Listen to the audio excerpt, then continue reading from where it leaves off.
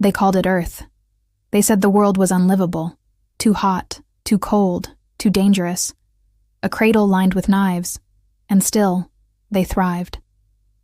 I am Archivist Taal, xenobiologist of the K'sai Concord. For 300 cycles, I have catalogued every known sapient cradle.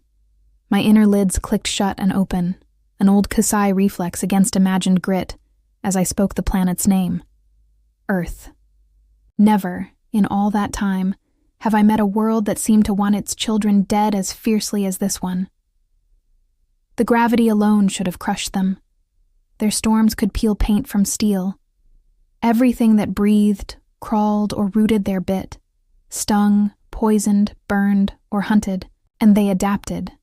Not merely endured, adapted. We thought we understood evolution. We were wrong. Humans didn't grow up on a Deathworld. They grew with it. They learned to read danger not as warning, but as invitation. When we first met them, our science teams approached with a mixture of awe and dread. They walked barefaced through the filtered air of our sterilized ships, unbothered by pathogens that would liquefy us. They grinned while our radiation counters shrieked. One laughed and said, "You should see Australia." I did not understand the reference. I remember the sound, thunder pretending to be joy, explorers without armor, engineers without ceilings. To them, our extremes, ice moons, volcanic forges, acid seas, were playgrounds. They never called it courage. They called it normal. High Command worried. If they could flourish where nothing should live, what could halt them? So we studied. We watched. They have a word for it. Resilience. Not strength so much as refusal. A refusal to die where logic demands death. A refusal of despair when stars gutter. A refusal to surrender even after the ledger says they have lost.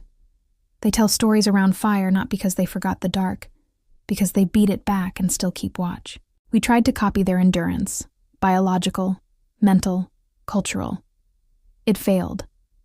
Our cloned bodies tore themselves apart under stresses their children called training. Our soldiers cracked under deep space silence. Humans sang into it. When the plague wars began, they volunteered to go where others wouldn't. No suits, no flinching, no delay. We sent sterile drones.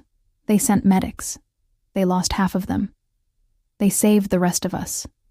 6 decades later, long after the plague wars had faded into medals and memorials, the warships burned in orbit over my homeworld, and the atmosphere itself caught fire.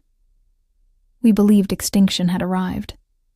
The humans came through the flame. Their hulls were scarred, their voices ragged. They shouldn't have survived the radiation storms. They did. They shouldn't have stayed. They did. They shouldn't have smiled while hauling us from the rubble.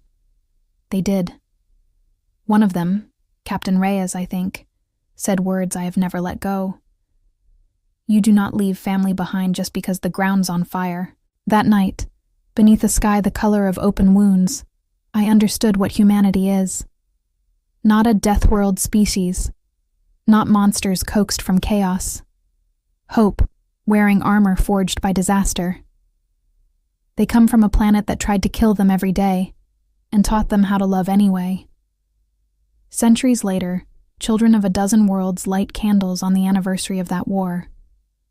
We call the ritual the Earthfire, a blue-white flame with a thin green edge, like copper remembering rain.